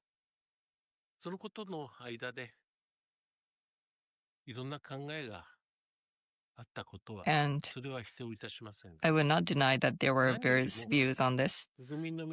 However, if the government is not functioning, this is not something that should happen for the benefit of the people, and that's why I decided to do this. Good, because ultimately, I'd never been to Japan. Obviously, I see videos going to Japan, and it'd be one of the places I would like to go. To be fair, very unique culture and people, right? And ultimately, like any other place, if I went to Japan, I'd want to see Japanese culture and Japanese people. Ultimately, that's what I want to see. I would think it very weird if I went to Tokyo, for example, and I didn't find Japanese people, but I found, again, a bunch of Africans and a bunch of Kurds, right? I'd basically think, what war happened? Where did the Japanese people go? You know? So good thing that the Japanese people seem to make their voices heard, make their discontent and anger heard and known, so that they were able to spark the necessary change because of it. And we are seeing seemingly that when public sentiment is heard to such a degree that things will happen. We're seeing it in the French Parliament, seeing it now with the Japanese PM announcing his resignation. Pardon me. We can only hope that Keir Starmer will be next. We can only hope that Keir Starmer will be next, because our communities are being made drastically unsafe. Our community is being made drastically unsafe. So I wanted to bring this up, ladies and gentlemen, because this is a clip that I referred to before but didn't play. And it's perfectly fitting for this first clip we're going to be going over, because what happens is our government, by design, makes our communities very unsafe, largely by engaging in ethnic replacement agendas, right, to make our societies very low trust. And often these people are coming from very alien, destructive cultures relative to ours, okay? That's just a fact. And then the government will do everything they can possible to stop people objecting to that. But not only that, from securing their own safety. It started with taking guns away. Then it will be blunting knives or whatever the hell it is. You can't carry pepper spray, can't carry a baton, all of these things, right? You can't have a nice a nice decorative sword on your mantelpiece, because that might be used as a thing. But then obviously criminals will have guns, because of course they will. They're criminals, right? But not only that, they'll now say that you can't have home surveillance, because they know that the people they're bringing in are far more disproportionately likely to cause crime. And in fact, this actually does harken back to the thing that I was going to talk about before, thankfully. So here you have the Canadian government issuing a order to a resident to remove security cameras from his home. Here is that video for you. Week, Miles received an order to comply with the city's fortification bylaw, asking him to remove his cameras. The bylaw says homeowners are not permitted to view or listen beyond the perimeters of their own property. A notice from bylaw, I thought, how could this be? Everybody has Ring doorbell cameras pointed at the street and city property, and my neighbors have cameras pointed at my house, and we all... The city of Hamilton has confirmed the order to remove the cameras to CHCH News. Week, Miles received an order to comply. Disgusting. So they make your communities unsafe, and then they do anything to stop you from either gathering any information to highlight that. That's why government, again, keeps tight control over statistics. So they want tight control over everything, and they want people to have nothing to point to, even though they know the fucking obvious. It's a big thing in 1984, right, where the government, or why the state in that book has so much control over information, and they keep everything so compartmentalized, and they stop people from knowing everything, so that when they go back and edit newspapers, when they go back and do all of these things, you have no evidence to point to, even though you know that it is true. It's one of the biggest things, why when a government tries to hide information from you, it's why when they dodge Freedom of Information Act requests, why when they deliberately don't tell you anything, right? And obviously there's certain things that the government cannot be fully transparent about for national security and stuff like that. But when you have no trust in your government, when your government has shown that it's not going to work for you, right, it's going to actively work against you, then stops you from doing the things that you need to do to keep you safe in the pursuit of their narrative, right? It's because they want the full control over the information. It's because they don't want people being able to point to anything that they don't have control over that's going to point to the narrative that they want. So what I'd done was, I was going to refer to this before with, again, keep the Iryna incident in mind when we go over this now. I asked Grok, actually, and he brought up some tables and stuff like that. So I won't, say that this is gospel or anything like that.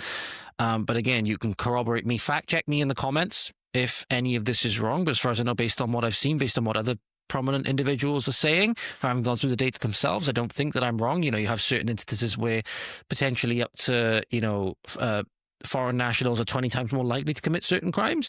But I asked Grok for the crimes of murder, rape, sexual assault, child rape, child sexual assault, car theft, and phone theft in the UK. So some of the really big hot topics that are in at the moment. You can do this for everything, right? I put him on expert mode, so we spent nearly 6 minutes thinking about this, scanning sources, etc. Which demographics commit most of these crimes? And it didn't really segment it that much, but it gives you enough to see why people are so concerned with what's going on. I asked also for the data per capita as well, and overall conclusions of what the data suggests. So, for murder, for example, you have approximately 90%, right, is male. Approximately 90% overall is male, with about 50% of it committed in the range of 21 to 39 years.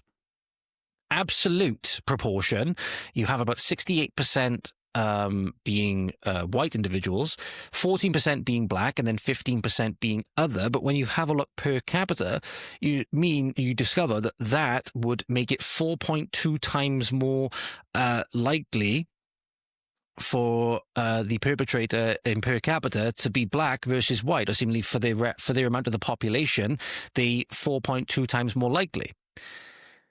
Then you have rape and sexual assault.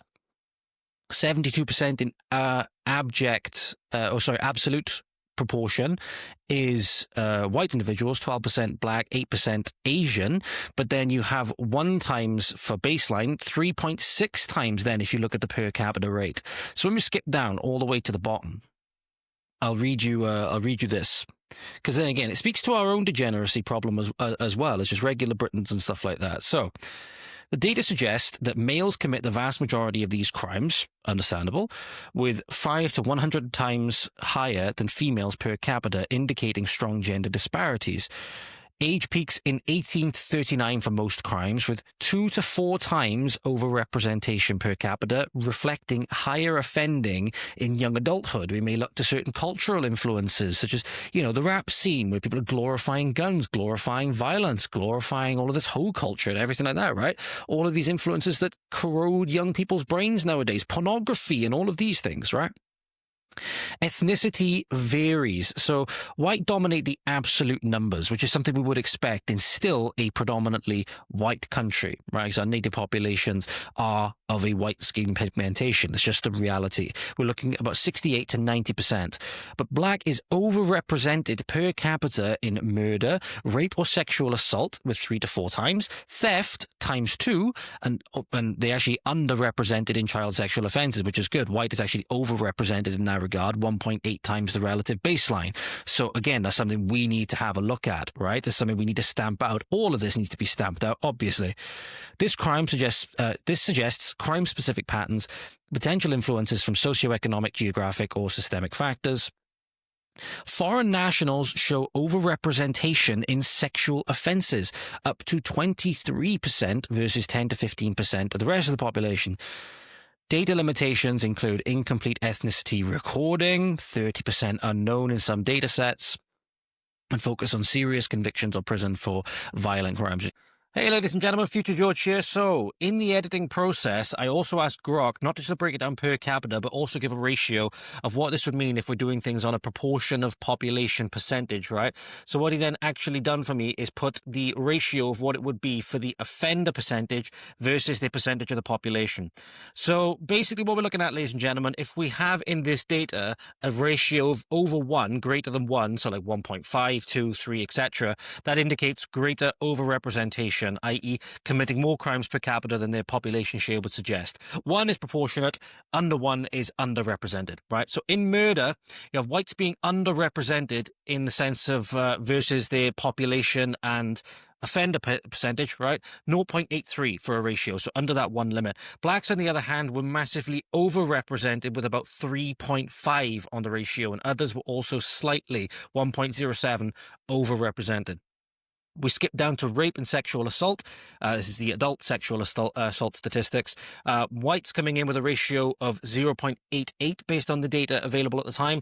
Blacks, however, making up a ratio of 3 with their offender percentage versus their percentage of the population. Others then, Asian and other are separated into two categories in this one. So maybe we would say that others are from like maybe Middle East or Arab backgrounds, whatever it may be. Asians are slightly underrepresented at 0.89. Other, depending on what they could be, are slightly overrepresented at 1.6. In the child sexual assault statistics, we do have a slight overrepresentation of white people versus their population. So we need to have a talk about that. It's not much based on what we would expect, right? Proportional. It's 1.10, but that definitely needs to be something which, as a society, with how much we, let the societal norms and the rules of society go, we need to have a look at that. Others coming in as underrepresented. Again, could be various reasons to do with that, but black values came in at 0.5, Asians came in at 0.56, others came in at 0.6. So this may be something we need to have a look at. Could also be limitations in the data as well, because obviously we've seen in many instances these crimes or whatever, ethnicity is either not recorded, such as in the grooming gangs, or they just let them go and they're never actually prosecuted. So there's various reasons as to this could be, but at the moment it certainly suggests that we need to have a look at ourselves as well in this instance, right? Then we do have robbery or car theft and phone theft. You have a 0.95 ratio for white folks, and then you have a flat 2 for a ratio for black individuals. And then those who represent the other ethnicity, Asians coming in at 0.89, they came in at 1.2 for the others. So basically, ladies and gentlemen, Grok concluded that based on ethnicity, taking into account that one should consider limitations like incomplete ethnicity recording and systemic influences, etc., given the laundry list of things. Black individuals are overrepresented in murder to the tune ratio of 3.5, rape and sexual assault to the tune of 3, right? So that's literally like 3 times what we would expect for their percentage of the population. Theft is 2, and then underrepresented in child sexual offences. White individuals are slightly underrepresented in most crimes, 0.83 to 0.95, but slightly overrepresented in child sexual offences. Asian and other groups are generally proportionate or slightly underrepresented, with minor overrepresentation in some sexual theft categories, such as when we looked at the 1.6 example.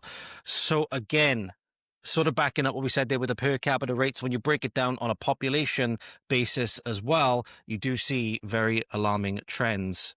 Similar to what we saw, as I said, when we talked about in the episode. Right, back to your regularly scheduled programming. Again, this is why the woke judiciary problem, where you don't have the long sentences, you don't have sentences for many of these things. As we know, a lot of these cases involving like the Rotherham grooming gangs or any of the other grooming gangs, right, they're not prosecuted. A lot of times the problem is that they're not prosecuted, right? So we don't have complete data. But you can already see here there are serious problems that people just see, not to mention just the overall degeneracy of their communities anyway, as they descended into tyranny, right? Because we've forgotten duty and all of these things. We decided we didn't want duty and all of that anymore. We didn't want to aspire to virtue and all this thing. Nothing mattered more than what we individuals wanted. And as a result, our communities fell apart. But then you prosecute and you persecute people who, because the government knows that they are complicit in it, either by failure or by design, right? They don't want people knowing. They don't want people taking matters into their own hands. That's why then you have Canadian police chiefs in particular then saying that if you, in response to a man murdering someone during a home invasion, if you ever find yourself the victim of a home invasion, we are urging citizens not to take matters into your own hands. Don't engage. The best defense is to comply. Essentially saying, if somebody breaks into your home, if you're a woman and somebody breaks into your home to rape you, just say yes. That's basically the answer that you are given. In the unlikely event that you find yourself the victim of a home invasion, we are urging citizens not to take matters into their own hands. While we don't want homeowners to feel powerless, we urge you to call 911 and do everything you can to keep yourself and loved ones safe until police arrive and be the best witness possible. This could mean locking yourself in a room away from the perpetrators, hiding, fleeing the home, but don't engage unless absolutely necessary. But as it stands, we know the best defense for most people is to comply, as you've just heard, a number of safety recommendations. So again, admitting we know we're not going to be able to do our job. In many instances, we're not going to do our job, because if we do our job, we could potentially be called racist or all of these things, right? So just comply. If somebody breaks into your house, right? and says they're going to rape you, and they get into the room and they're going to rape you, you might as well just say yes. That's the answer. Or if they come in, they're going to steal all of your things and they're going to murder you or whatever. Just say yes, basically. That is the answer. Like, they know they're not going to do anything, and they know that they can't do anything. In many instances, you've got to wonder, how far back does this chain go of people's hands being tied, right? But this is the thing. When you make it so that the police have the complete monopoly on defense and the responsibility of that, mind you, because apparently citizens can't be trusted with this kind of stuff, which is why I love that the authorities in Florida, for example, when they were saying that, look, if somebody breaks into your home, you have the right to shoot them, you have the right to kill them. In fact, we prefer that you do that. And if you want, come down to our gun safety courses so that we can tell you how to use a gun, we can teach you how to use it properly, right? Because now, the murderer or the rapist or whoever hears this, it's a fucking dream for them. They're watching this, they think the government's not going to do anything, the police are not going to do anything, right? They're telling the public to comply with the crimes being committed. What message does that send to the would-be criminals? Or the criminals, the repeat offenders, right? It's like, oh, fuck yes, the police are actually on our side. For the fact that they are meant to be our defense against this evil. And they're showing that not only are they not capable of it, but they know that they're not capable of it, and so that they're telling people, you might as well comply. Again, somebody wants to rape you and says, get undressed, resume a receptive position. That's basically what you should be doing. This is our police. This is our protect and serve forces, people. Or because of ideology, rotting, this rotten ideology absolutely destroying, any kind of responsibility and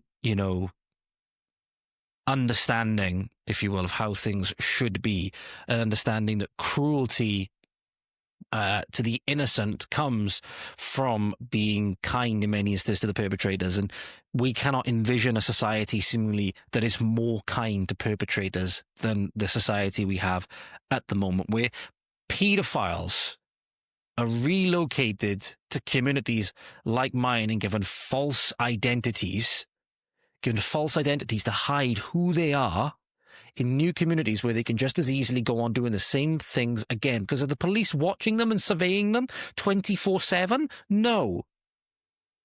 No, they're not. You have people that are doing heinous crimes that get relocated to communities like mine. And then when people get up in arms about it, people don't want these people in their communities, and they start getting a little bit forceful about it because they want these people out, the police go and arrest them. And then they relocate the child sex offender to somewhere else again for their own safety. But where's the safety of the children? Where's the safety of our communities? It's disgusting. When you have a 31-year-old man here, poor Anthony, that luckily one of the people whom, I don't know if they're actually in this video, but one of the people, as I mentioned before, from the Raise the Colours campaign, putting up flags, actually took him in. He'd been made homeless in Uxbridge by his landlord to make way for migrants. So one of the landlords in this instance obviously taken the incentive given by the government, it would seem, to house these people at our expense, right? To make people homeless, to house these people that frankly have no right to be here, right? That have no right to be here. And we never actually wanted more people coming in, right? With the way that we've supposedly voted. I thought democracy was meant to be that the vote carries the action, right? He went to work, and when he came back, they had changed the PIN and the locks and already moved the migrants in. So imagine now, tomorrow, you were to leave for work. If you're in a rented accommodation, you're to leave for work. You're leaving to go to work. When you come home then, despite the fact you might have paid up your rent till the end of the month already or whatever, new people have been moved in, the lock's been changed, you can't get in anymore. You have no right to be there, allegedly, supposedly. This is disgusting. Not to mention, he went to the council, he now has to upload bank account statements, tenancy agreements and expenditure, and migrants themselves are disposed of all their ID. So we have no idea who these people are. We have absolutely no idea who these people are. And odds are, with the way that we've seen a lot of these trends going from like the Epping Hotel and everything like that, these are not going to be good people. These are not going to be good people that we want here. This is young Anthony in question. I say young, he's older than me. There we are. So we've just met this guy in Uxbridge while they're putting all the flags up. This guy has now been made homeless because he was living in a property that the people have now took back to house immigrants. Yeah, so basically what happened is, my name's Anthony, I'm 31 years old. I was living in a property with an agency called Homeworld Management. I was supposed to get evicted through the court because my contract expired, but what happened was I've gone to work. I actually work, I go drama school and that stuff like that, and I've come back home. They've told me that 2 guys in turbans and a landlord have come around, deleted my pin off the front door, and they've changed the locks on my room door and moved someone in already. So that's what. And you've been to the council I've today? been to the council, innit? Today? Don't want to give you And you've got to get to Fort Park to work tomorrow, and you're homeless. Yeah, I'm homeless. I work at my drama school, and they still won't help me, innit? Yeah, So but they can house all these legal... And he's English, he's British. I saw a lot of them in their working council today. taxpayer. A working taxpayer. This is a working taxpayer. Come on, man. So that's my story, innit? Yeah. And he's homeless now. And I was living in Barnsley for 5 years for the last 5 years. And my wife left me last November, innit? Hence why I'm back in London, innit? So I've been on and off homeless since I was 16 years old. What did the council say to you? What did the council say to me? Yeah, Oxford Council. So what they expect a homeless person to do from England is they need to upload loads of documents, bank statements, proof of homelessness. They want you to put your expenditure. Jimmy give him some money, he's fed him. He's going to stay at mine tonight. Us the people, we're going to look after him. Everyone come together. Go on, carry on. Good.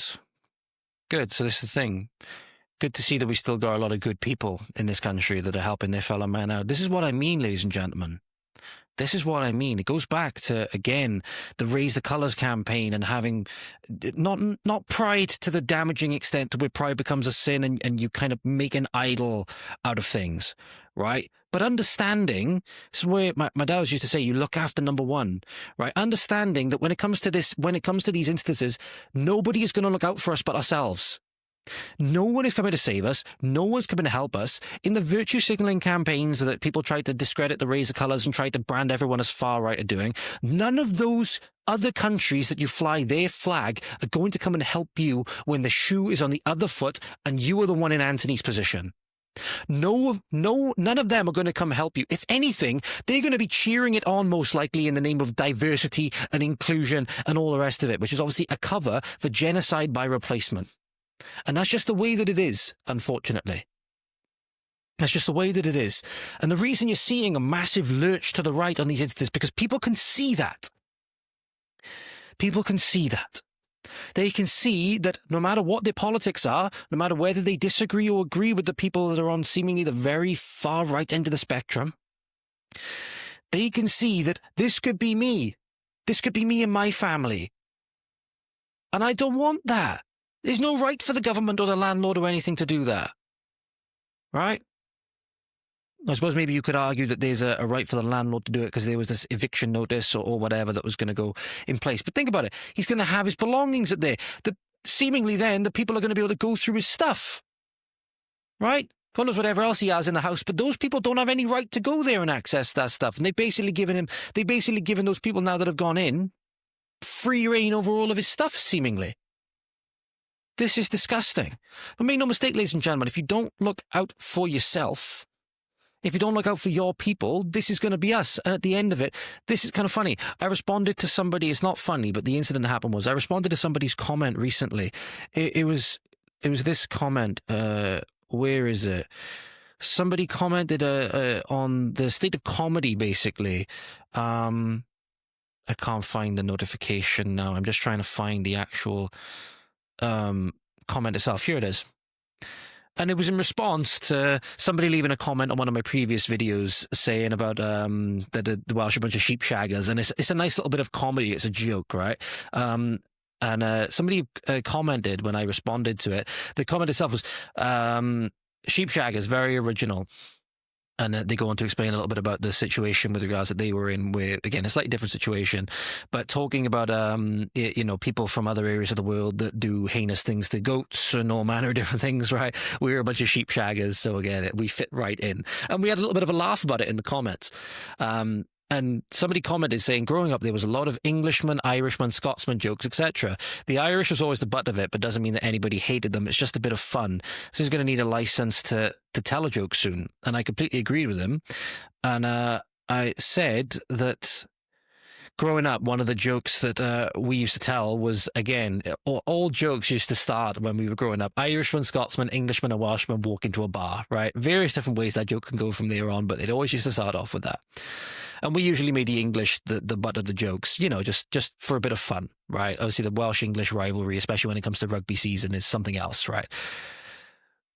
But the only thing is, not only can we not make jokes anymore, ladies and gentlemen, if things keep going the way that they are, you're not going to have any English or Welsh or Scottish or Irish people to speak of, because nobody is looking out for us but ourselves.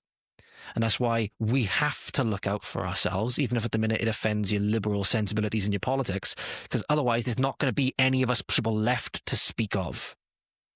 We're going to be a legend. We're going to be eradicated.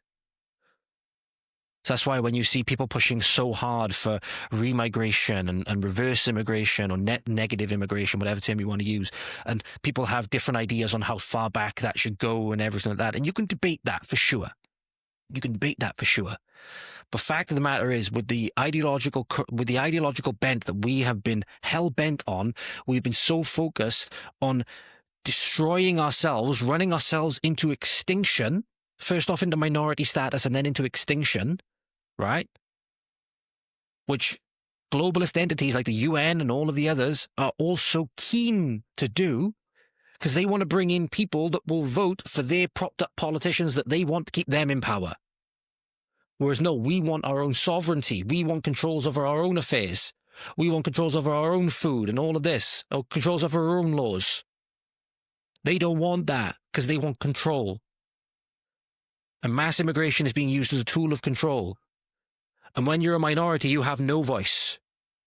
When you're a minority, you will have no voice. That's why we cannot afford to be a minority. But nobody is going to be looking out for us but ourselves. And that's just the sad reality of it. And the same thing's happening in Ireland at the moment. There's a huge scandal in Ireland that's going on that not enough people are talking about.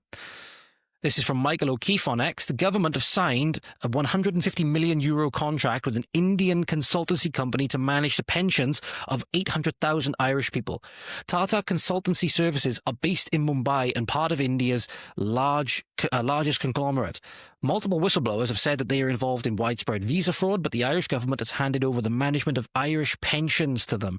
Again, entrusting these things to people who will not have your best interests at heart. And again, not to stereotype, what do you think of when you think of certain call centres and where they come from, right? Stereotypes exist for a reason. 4 days ago, Simon Harris established the Island India Economic Advisory Panel. Among others, Noel Tata of Tata CS was invited to join. Basically, wealthy India-based businessmen will now have direct influence on Irish government policy. Irish pensions are being managed by an Indian company. It's trying to wake up, and it's absolutely insane, and I can't help but agree. So one of the things that he cited here and highlighted was from, I'm not sure what paper it's from. It's an article by Will Goodbody. The Irish government is expected to sign a 15-year contract worth $150 million with Tata Consultancy Services, to provide administration services to the new pension auto-enrollment system. You don't think this is going to be exploited? You honestly don't think this is going to be exploited? Because people have foreign interests. These are literally people with foreign interests being put in positions of dominion over some of the most important things to many people, especially to elderly people who've broken their backs building their communities, right, for years and paying their taxes into their pensions, etc., in the hope that they would get something back in the end. And now it's being given over to foreigners that have no reason to honour those agreements. And in many instances will do things to benefit themselves, not the native people. Because in order to do that, you need to have the native people acting in the native people's interests in those positions. When you outsource things to foreigners, I don't say this with any hatred towards anybody, but when you outsource things to foreigners, it shouldn't surprise you when people act in foreign interests and act in certain ways. Shouldn't surprise you. Shouldn't surprise you. And this is, again, complicity of our government. Complete and utter complicity of our government. Which again, why all those people you lambast as far right for objecting to this and racist and all of these things, it's going to come for you as well. You think they're going to remember all the times you flew the flags and clapped your hands and everything like that? No. They don't care. They don't care. You're insignificant. You're insignificant to them. All the people who are doing nothing but all of this in the pursuit of greater power. So that's what they want.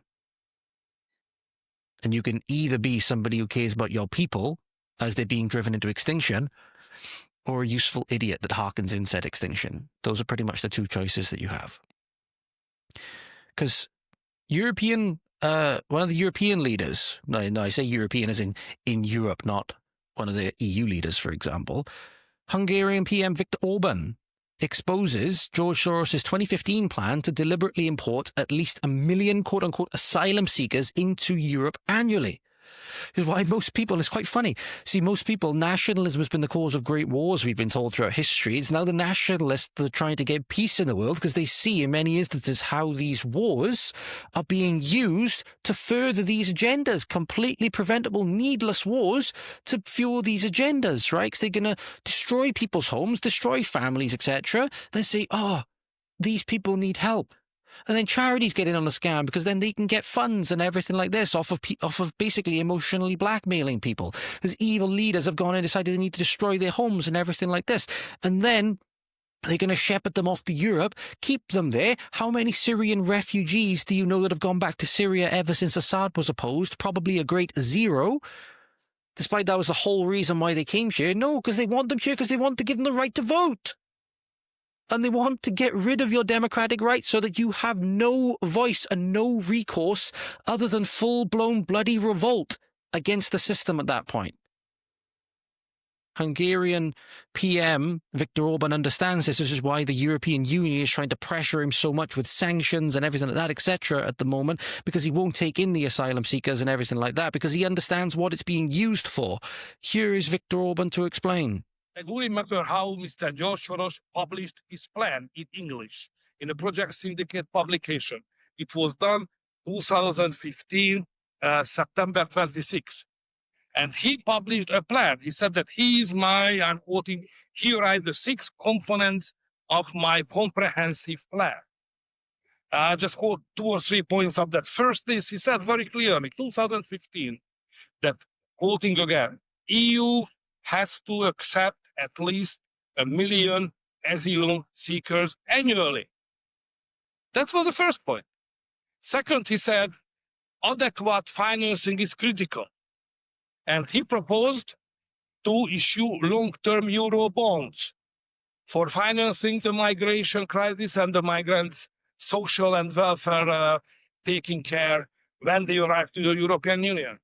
And say what you want, right? It's the supposed nationalists that are being demonized as racist and all of these things because they may not want to be ethnically replaced in their own homeland. They may not want foreigners in their communities, right? Okay, whatever.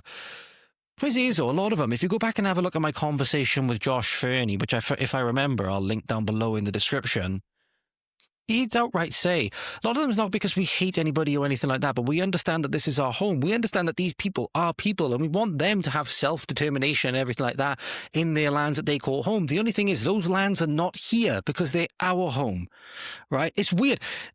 The organizations, which we are told are being totally empathetic, right? These are the humanitarian organizations that are hell-bent on replacing us and genociding us by replacement, right?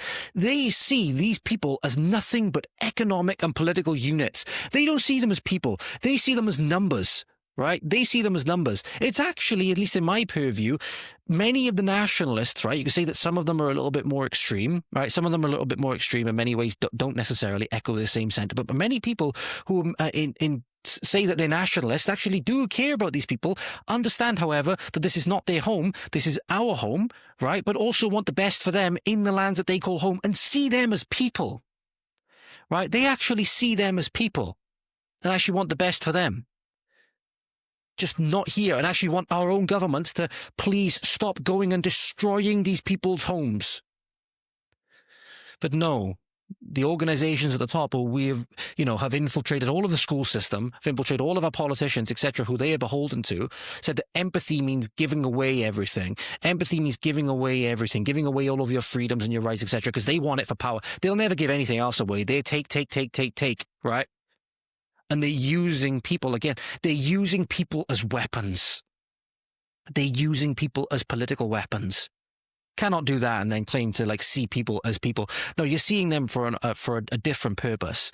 Say you're on about nationalists that often put extreme rhetoric online. A lot of them's like Josh I've talked to. They don't express any hatred towards any people on an individual scale or anything like that. They just don't like the way that the communities have been upended and turned into low trust societies, right? They like the way that their countries were, right? When it was high trust, when it was people that they knew, when it was safe, okay, when it wasn't filled with people whom they don't know and have very little similarity with. But they want those people in many ways to have the same determination in their own homelands, right? And in that way, they're actually seeing them more as people than the people who, you know, claim to be like refugees welcome and all of this stuff, who are seeing them as nothing more than political units. Truly, truly disgusting. Finally, last couple of stories to round out today, ladies and gentlemen, because one of the biggest reasons this is all going on, I think, has been the seeming moral weakness and everything of the church. So this is obviously going to be quite a long episode, ladies and gentlemen. I apologize for that, but I realize I was hoping to have an episode out yesterday, but things got away from me. There's been leaked audio further to the story we talked about last time with the Epstein debacle. There's a good clip online which I posted yesterday, which you really should go and listen to as well. Leaked audio from FBI senior paralegal specialist confesses there's something being covered up in the Epstein case, claims the FBI won't release all Epstein files until, quote, this administration is over, speculates a lot of powerful Democrats are on the Epstein client list. None of the people are in a position to answer the questions and are willing to do it because it's clear they're covering up something and protecting some people. This is leaked audio from Mitch R. Ross, who's a senior technical paralegal specialist at the FBI. It's clear that they're covering something and protecting someone or some people. There are a lot of powerful Democrats that are also on that list. There's definitely something being held back. I don't think it's going to come out until this administration's over. A recent story on the Office of Enforcement Operations official Joseph Schnitt inside the Department of Justice has already prompted additional insiders to come forward. Thanks to an insider from within the FBI, OMG has obtained new exclusive audio, this time FBI analyst Mitchell Rosas, admitting that the Bureau and the administration is covering up the Epstein files. People may not get what they're looking for out of this whole, like, Epstein stuff. I think the problem is that none of the people that are in a position to answer the questions are willing to do it because it's clear that they're covering something and protecting someone or some people, especially because it's like, we're going to release everything on JFK. We're going to release everything on MLK. We're going to release everything on Epstein. And next thing you know, it's like, oh, never mind. We found some, or it's like, oh, no, it turns out there is no list, even though we've been claiming this entire time that they're on this hidden. Yeah, absolutely. So fast forward it a little bit now to show you the bit that I want to show you. But yeah, think about how many times they campaigned on the Epstein list. Kash Patel saying that they were going to release it on day one, you know, and then they're doing all of these other things to try and distract and cover up from it, which, don't get me wrong, releasing JFK files and all the rest of it is great and all if it answers questions that people had. But the only thing is that, again, it's being used as a distraction tool, seemingly, and this coming, again, from straight inside the FBI. And that goes, again, when you think about how they were going to politicize the Epstein list, if what Joseph Schnitt was, what he said was to be believed, it's just so many things that it's just a needless thing. But again, why are you depriving justice?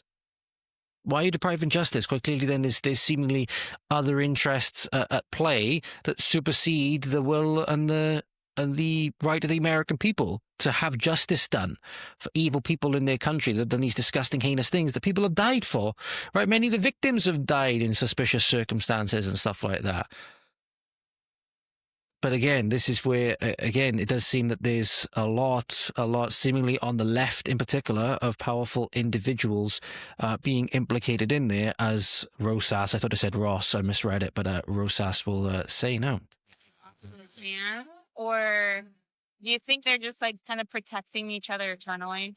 I mean, I think they're doing everything that they're being told that they are supposed to do.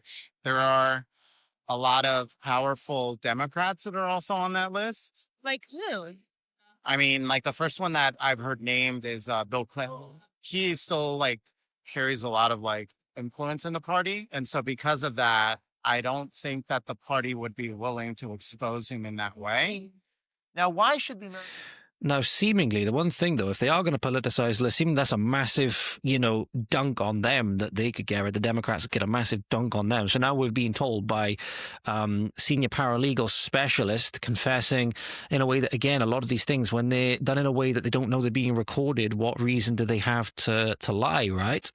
If they knew that they were being recorded and they were saying it anyway, that's when it'd be like, oh, okay, is this just being done for the camera, or is this just being done for the microphone, whatever. But obviously they could get sued into oblivion and all manner of things. But again, now you have the senior paralegal specialist saying again that a person has been implicated in this over and over and over again, namely Willie Boy Clinton, right? That, why is nothing being done? But not only that, why is there so much of a cover-up?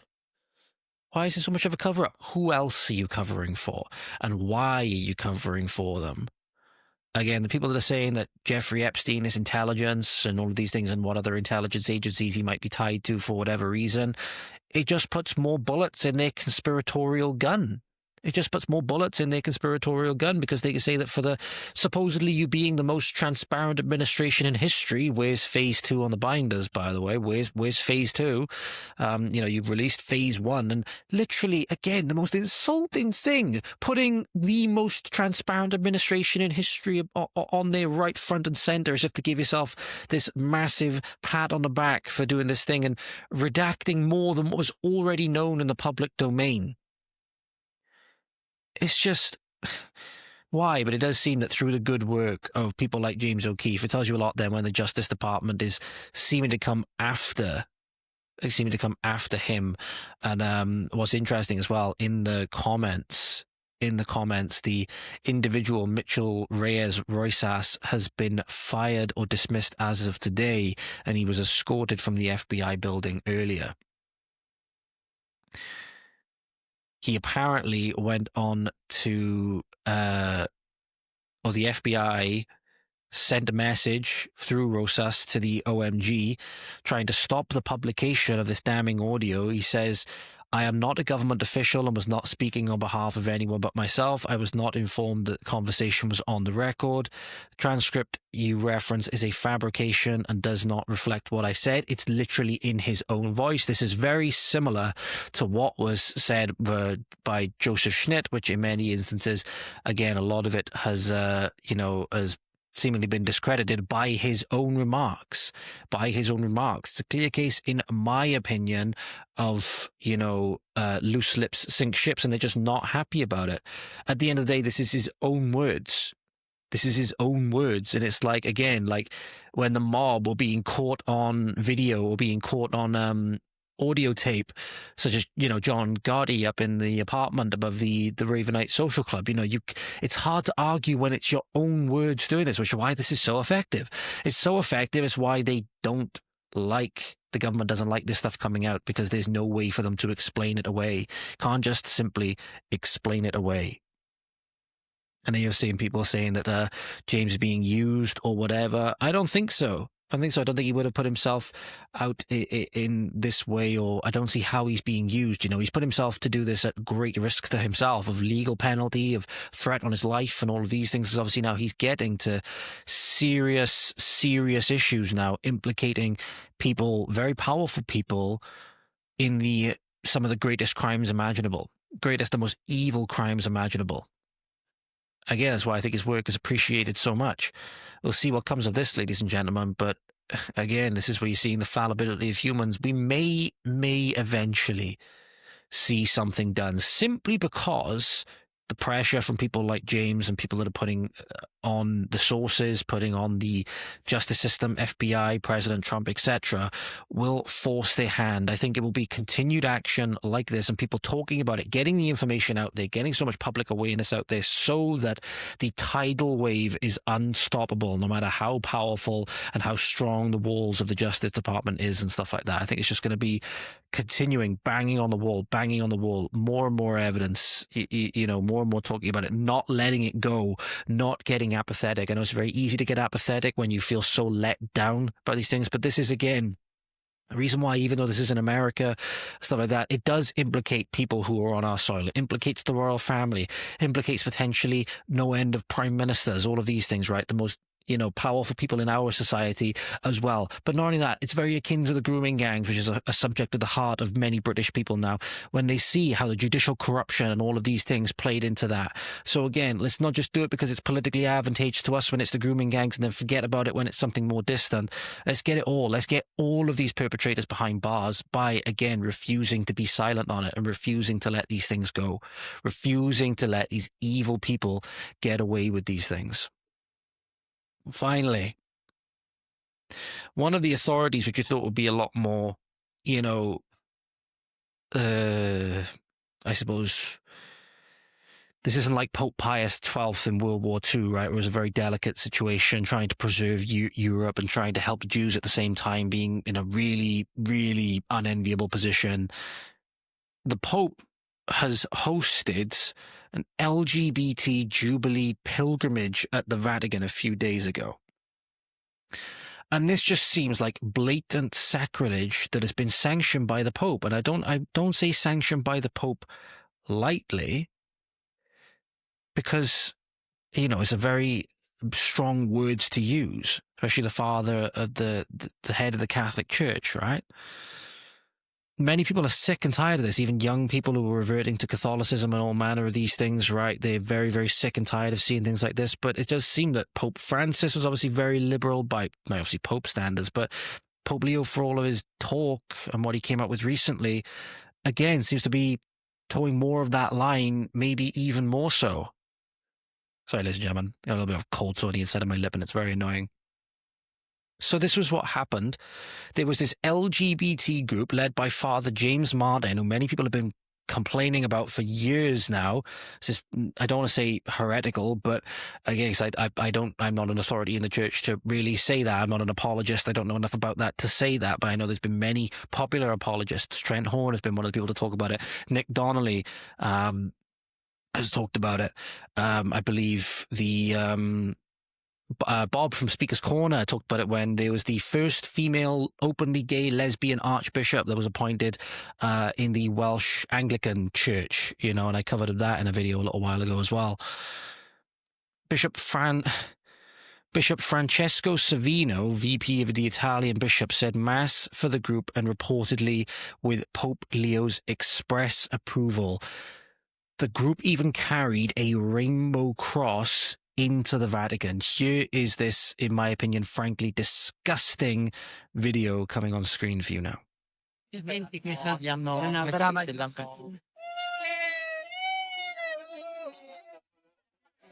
È la prima volta che vengo e niente, vengo con un gruppo della Reggio Emilia, è la prima volta e speriamo che di qua a 20 anni...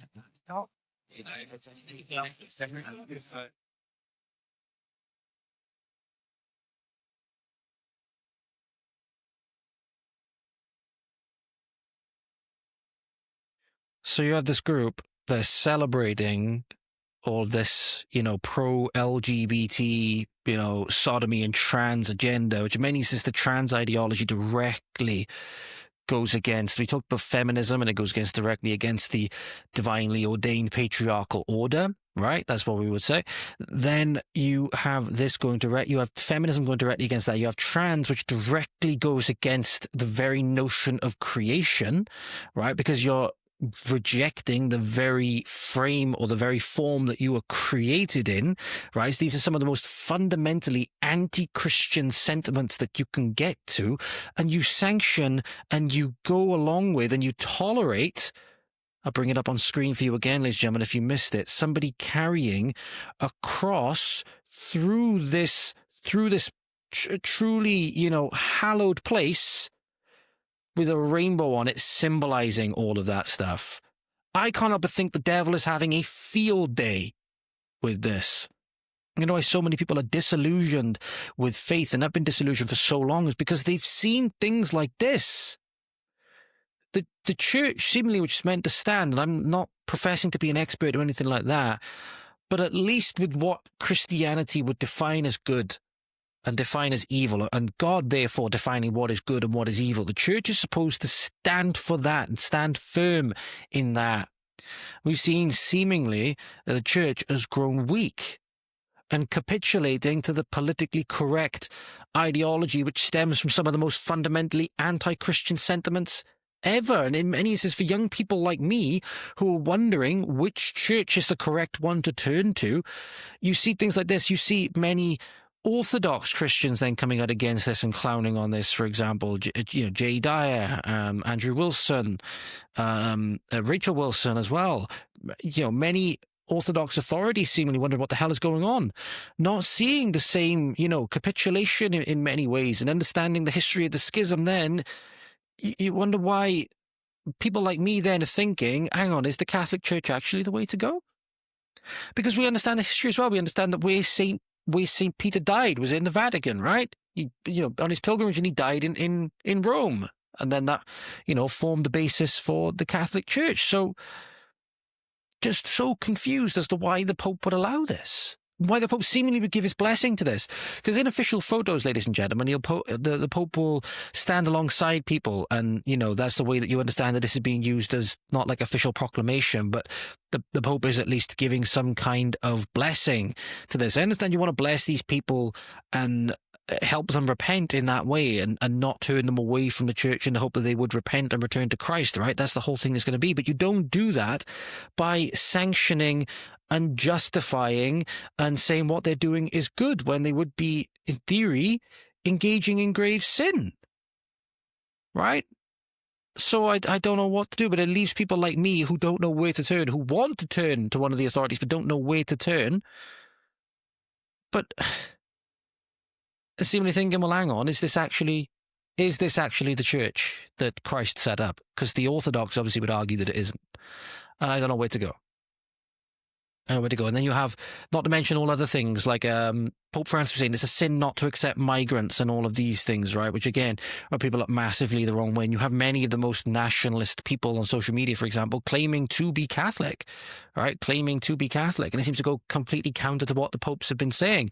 I know so many people since Vatican II and whatever else disavowed the Catholic Church and have gone into sedevacantism because of how they see the Catholic Church has been trending ever since, I believe, Vatican II would have been John the 23rd, I think the Pope would have been, because it was after Pope Pius XII. It was the Pope after Pope Pius XII. I wonder why so many people have turned away from the Catholic Church. They're seeing that this can't be the church that 1,000 years ago, nearly 1,000 years ago, would have called the crusade to go to the Holy Land. This can't be the same church. Or at very least it's been corrupted seemingly by very different forces, and it needs to get a lot of things sorted out. And it's leaving a lot of us very, very confused. And again, you think that Pope will do this. Has the Pope ever said a word about the victims of the grooming gangs?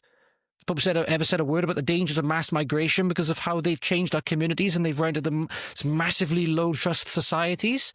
No. So what God is he serving? It's my question. I don't say that with, any massive disrespect or anything like that. But come on, man. Come on, this is embarrassing. Seemingly, this is very, very embarrassing. Again, the biggest thing is that it just leaves us wondering where the hell to go. Are we in the right place? It does seem as though we are not in the right place if this is what we're looking for. Because it seems to go directly against what, and I'm not saying this as an expert, obviously, what many elements of Scripture have said.